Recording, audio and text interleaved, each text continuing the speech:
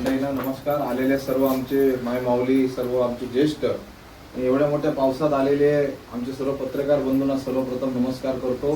कारण ते पण आमच्या मागोमाग धावत धावत कोणग्यात सुनील मराठीत कोणग्यात सून आमदार धावताना मधला पहिलाच बघितला. बरोबर, आमदार का पुणग्यातून धावला नाही. बरोबर, त्यामुळे आमच्या काकांनी जे काय तडफदार भाषण केलं, मला तर 2 मिनिटासाठी बाळासाहेब ठाकरेंचं भाषण वाटलं.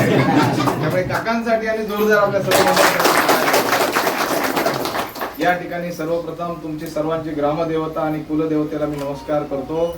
आणि या ठिकाणी सर्वांना मी माझ्या गावठी भाषेत बोलतो, चालेल? कारण आम्ही एक शेतकऱ्याची मुलं असो, बरोबर ना, पेच खाऊन जगलेले असो, भाकरी खाऊन जगलेले हो, पण ती भाकरी परतूची आता वेळ येईल, बरोबर ना, भाकरी करापलेली आहे, बरोबर ना. त्यामुळे जोरदार पुन्हा एकदा टाळ्या वाजवून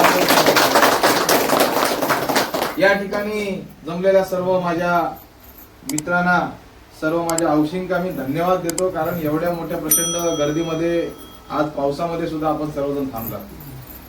आज या ठिकाणी मी एकच सांगतो की परिस्थिती खूप गंभीर आहे. काका बोलले की ही परिस्थिती आहे, ही परिस्थिती खरोखर गंभीर आहे.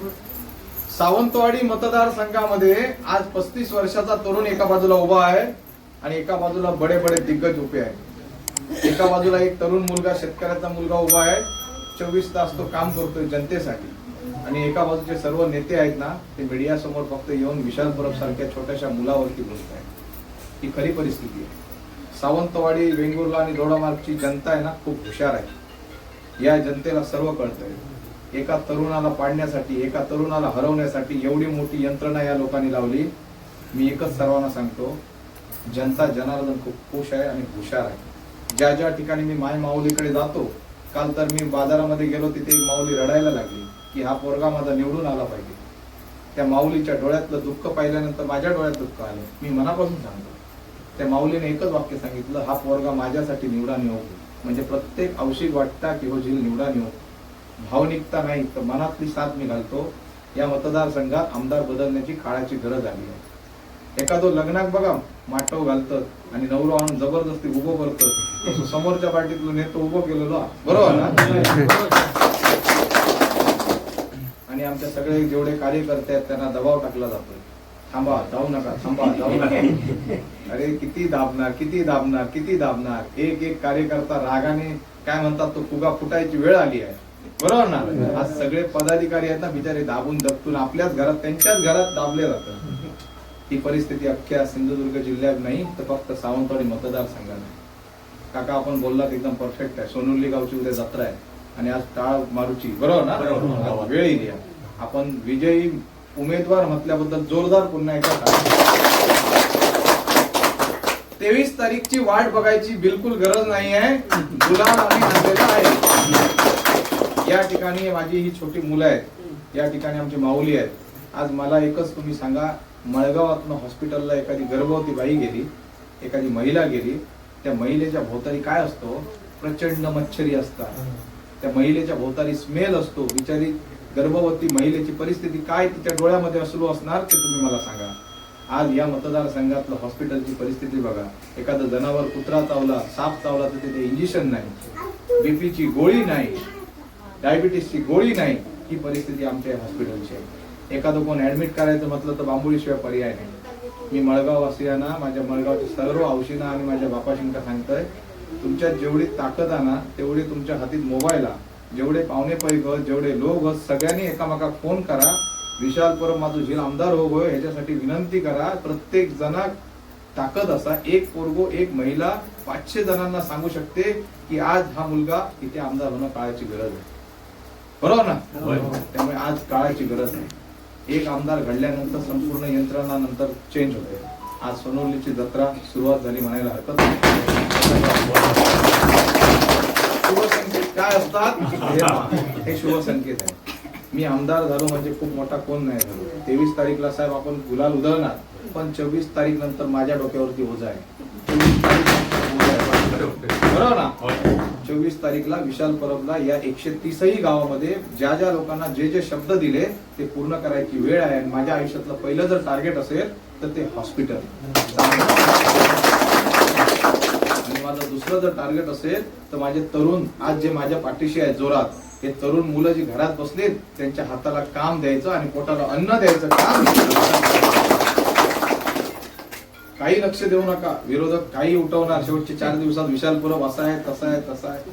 20 वर्ष मी तुमच्या सोबत राहिलो, बरोबर ना? जेव्हा बाजूला बसला तेव्हा वाईट नाही, बरोबर ना?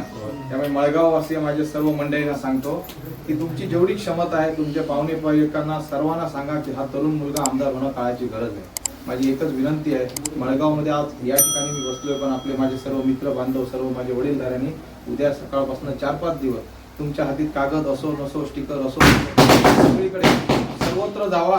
मळगावमध्ये विशाल परबला कसं लीड मिळणार, मळगावमध्ये कशी ताकद वाढवणार याची बांधणी करा. आज काय झालं माहितीये, आज विशाल परबची एवढी ताकद वाढली तिन्ही तालुक्यामध्ये की समोरच्या पार्टीला पिशव्या घेऊन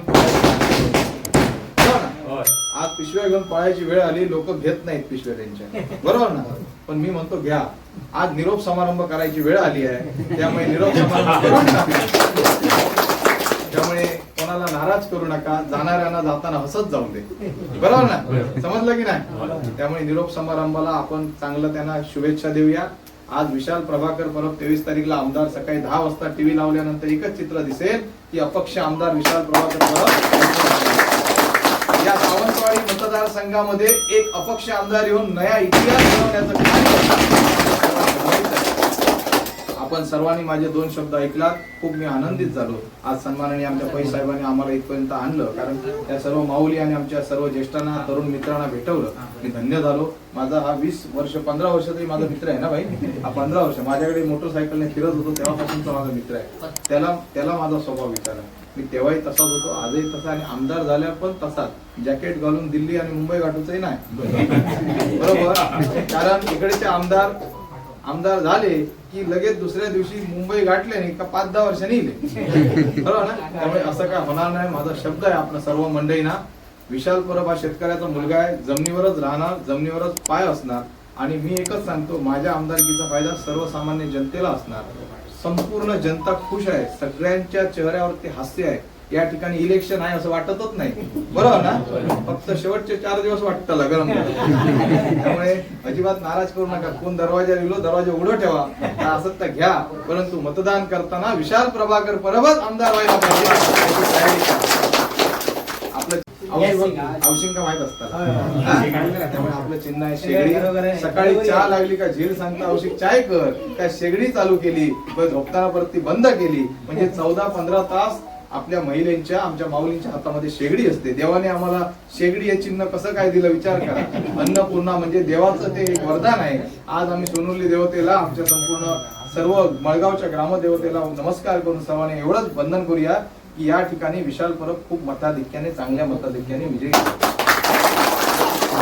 त्यामुळे उद्यापासून मळगावची सर्व जनतेला, सर्व माझ्या मंडळींना, तरुणांना मी येताना तेच सांगितलं. ते बोलले छत्री धरू का? म्हटलं छत्रीची गरज नाही, मी शेतकऱ्याचं झेल असेल, भिजाची कांबळा घेऊन आम्ही जोत धरलेला असा, त्यामुळे भियाची गरज नाही. आता आपण जोरदार काम करूया. येणारे 4 दिवसात जेवढी ताकद आहे माझ्यासाठी 1-1 रुपया जरा फोन मध्ये वापरा आणि ते सर्व पाहुणे पंढरीला फोन करा. एकामेकाला सांगितलं तर नक्कीच होताला. दोडामार्ग, वेंगुर्ला, सावंतवाडी, भाजीवाले, फळवाले, टेम्पोवाले, हमाल, कोणाच्या तोंडात जावं, विशाल प्रभाकर परबच आमदार होते. त्यामुळे आज इथे आम्ही आवर्त का घेतो, कारण आता रात्री 12-1 वाजेपर्यंत प्रचंड आमचे सभा आहेत, असे छोटे छोटे. तर तिथे 2-2 मिनिटं प्रत्येक गावामध्ये जावं लागतं. कारण काय होतंय, आमच्या नाटकामध्ये दशावतारी मी, डबला मीच वाजवतोय, पेटी मीच वाजवतोय, कलर मीच करतोय, सगळं मी करतोय. त्यामुळे माझ्यामध्ये कोणा, माझ्या जनता जनार्दन हीच माझी ताकद असा, एवढं सांगून भाषण आवर्त घेतो. जय हिंद, जय महाराष्ट्र. विशाल परब आगे बढ़ो, हम तुम्हारे साथ हैं. विशाल परब आगे बढ़ो, हम तुम्हारे साथ हैं. अरे येऊन येणार कोण? अरे येऊन येणार कोण? एकच वादा, विशाल परब. खूप खूप धन्यवाद आपल्या सर्व महिला वर्ग, माय माऊलींना. पुन्हा आपण एकदा भेटूया.